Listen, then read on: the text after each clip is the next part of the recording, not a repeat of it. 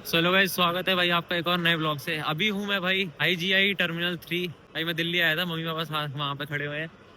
मेरा अभी just okay bye bye करवा रहे हैं मेरी। अंदर आ गया हूँ भाई एयरपोर्ट पे। मम्मी पापा कह तो रहे थे, मतलब मुझे लग तो रहा था कि खड़े हैं इधर, पता नहीं कहाँ चले गए। शायद चले गए, चले तो नहीं गए होंगे, मैं वहाँ जानता हूँ उन्हें। पिछले ब्लॉग में आपने देखा था, मैंने माइक लिया था, वो माइक रह गया यार घर पे। बिना माइक के फिर से सारे व्लॉग्स बनाओ। वो तो आईफोन का इंटेलिजेंस इसका अच्छा है कि भाई इसमें ऑडियो पीछे की सारी हटा देता है।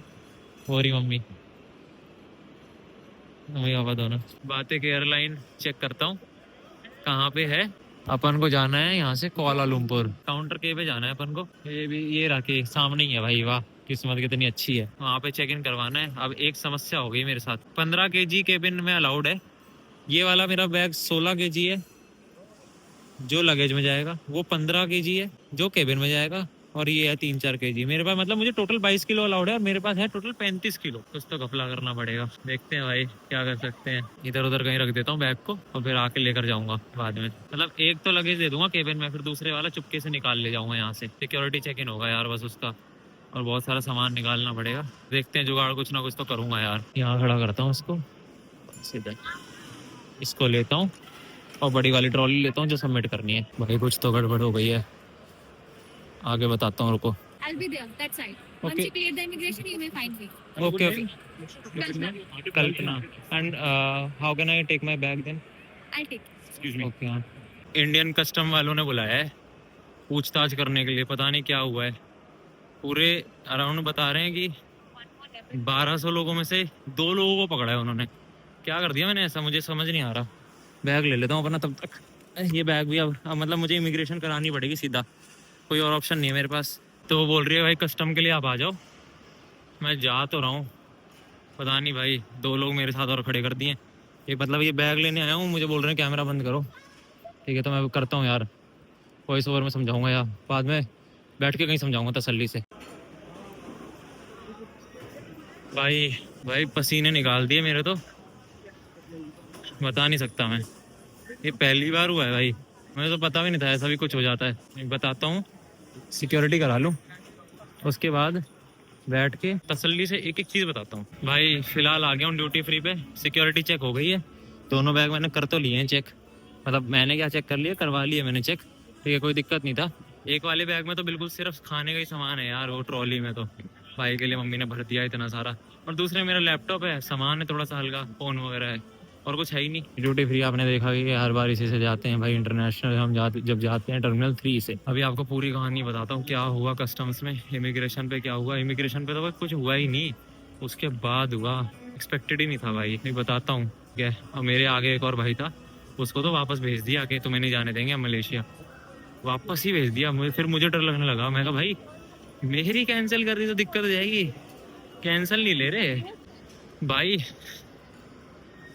जिसे बोलते हैं ना कि किस्मत कुछ कर रही है लग रहा है, वैसे ही बता रहा हूँ। वाईफाई जो है यहाँ से आप रिडीम कर सकते हो, अपना पासपोर्ट डालो, बोर्डिंग पास डालो, आपको वाईफाई मिल जाएगा मोबाइल पे। मैं खड़ा हुआ, वाईफाई की मशीन खराब हो गई।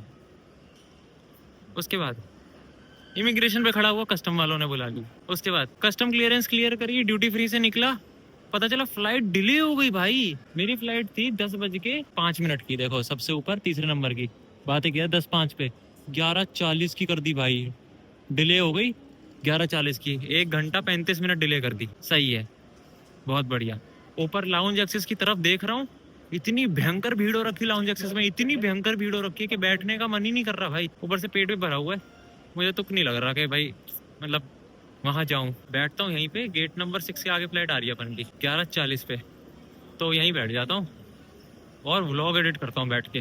और वो हांगकॉन्ग, और क्या बोलते हैं अपन, हांगकॉन्ग जाएंगे, उसकी फ्लाइट का देखता हूँ। वो भी नहीं करी ना मैंने, ऑब्वियसली मलेशिया में घुसूंगा उससे पहले फ्लाइट तो होनी चाहिए मेरे पास। और एंड मोमेंट पे अगर गेट चेंज हुआ तो 6 से 60 हो जाए, और वहाँ दिखाए कि आपको वॉक करना है 40 मिनट, और मेरे पास बची 15 मिनट हो भाई, फिर तो मैं बुलेट ट्रेन लेके जाऊंगा कुछ भी करके, फ्लाइट नहीं छोड़ रहा। देखो भाई रेलवे स्टेशन बना दिया लोगों ने यार, सुबह ही बता रहा था, बैंगलोर एयरपोर्ट भी रेलवे स्टेशन बना दिया लोगों ने, क्या कर सकते हैं। अरे भाई इतनी दूर है अपन, भाई वो लेते हैं फिर तो स्पीड वाला, फटाफट पहुंचाए।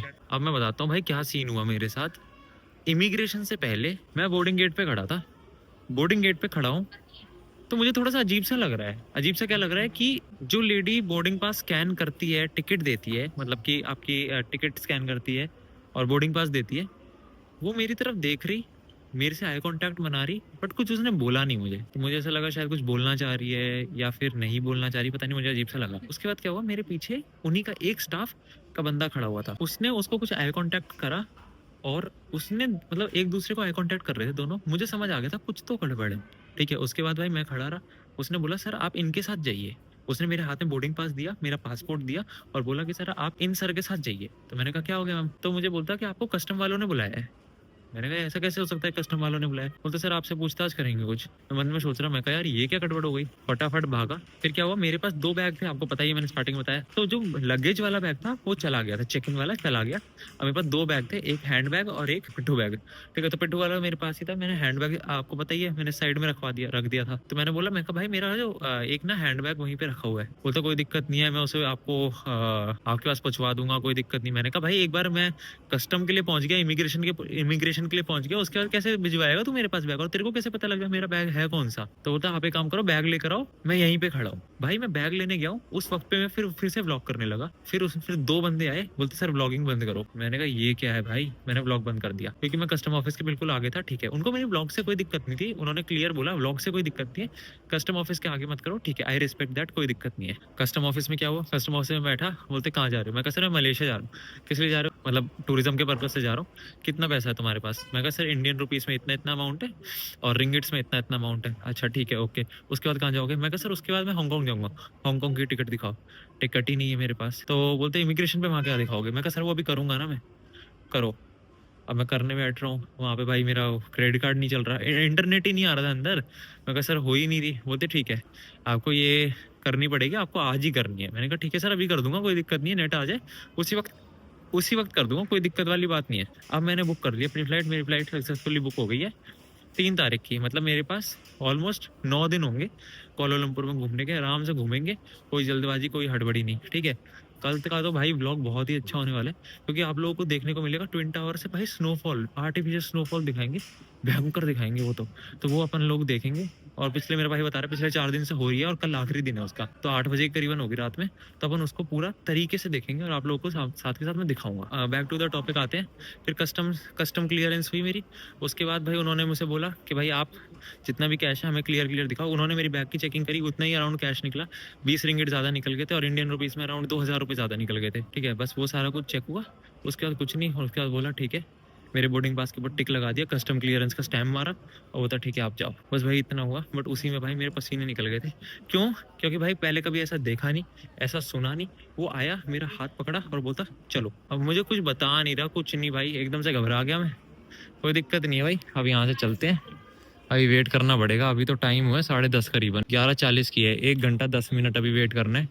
तो मैं सोच रहा हूँ कुछ खाने पीने का देख लेता हूँ, कोई कॉफ़ी ले लेता हूँ यहीं से, 1 कोल्ड कॉफ़ी।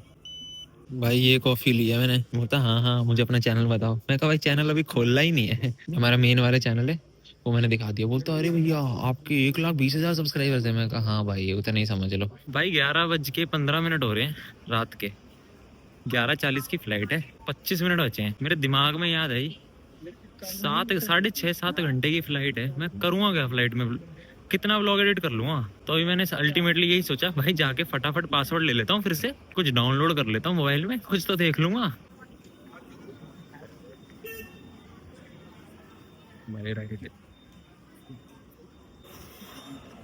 भाई भागना पड़ रहा है, जल्दी जाना है।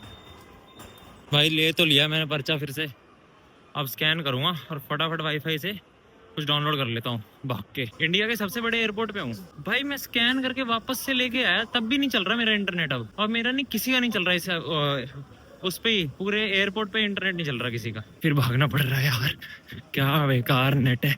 मैं डाउनलोड भी कुछ नहीं कर पाया, 6 घंटे मुझे ऐसे निकालने पड़ेंगे लग रहा है। भाई आ गया अंदर। ये पता नहीं बाटिक एयर वाले बोर्डिंग पास अपने पास ही रख लेते हैं, और मुझे बस अपनी सीट नंबर पता है वो है 20D। ये लो भाई एंट्री कर रहे हैं और अपनी प्रथा, और बाकी ये है इनका इकोनॉमी। ठीक ही जहाज था, इतना कोई बढ़िया नहीं था, पिछली बार भी मैं गया था इससे। इस बार टीवी स्क्रीन दी है इन्होंने, ये तो मजे वाली बात हो गई। अरे भाई ये तो मजे आ गए, पिछली बार टीवी स्क्रीन नहीं थी। भाई बैठ तो गया हूँ इस पे। अरे भाई ये तो मजे आ गए, बट मेरे पास तो ये है ही नहीं। ये बस दिए हैं क्या इन्होंने? दिए होंगे लापता लेडीज। देखूंगा वैसे मैं।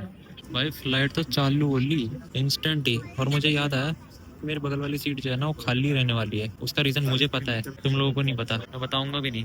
मुझे पता है और धड़ाधड़ को भी पता है, बस सिर्फ हम दोनों को पता है ये खाली क्यों है। ये देखो भाई सारी चीजें आ गई और मैप भी आ गया भाई। ये तो मस्ती सिस्टम है इसमें यार। टाइमिंग गलत दिखा रहा है और टेम्परेचर 80 डिग्री कैसे हो सकता है, मुझे ये नहीं समझ आ रहा भाई। ये सारा गलत बता रहा है, ये बता रहा है सही। देखो अब टेक ऑफ होने वाला है, देखो स्पीड बढ़ेगी 11, अब देखो बढ़ेगी 17।